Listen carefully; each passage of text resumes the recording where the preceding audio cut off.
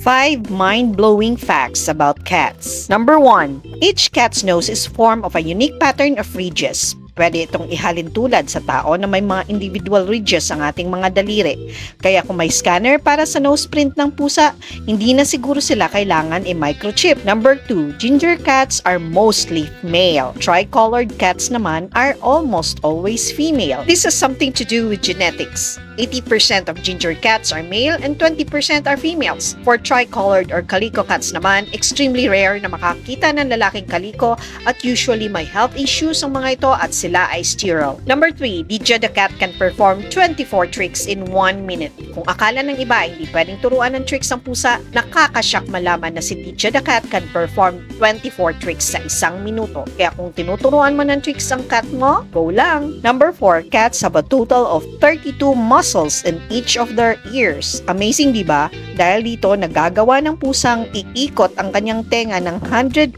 degrees para malaman kung saan nanggagaling ang tunog na naririnig niya. Number 5, cats mark their owners as possessions.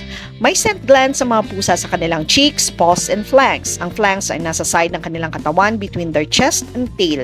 Kung nirarab ng pusa mo ang katawan niya, they are leaving a mark sa iyo para malaman ng ibang pusa na pag-aari ka niya.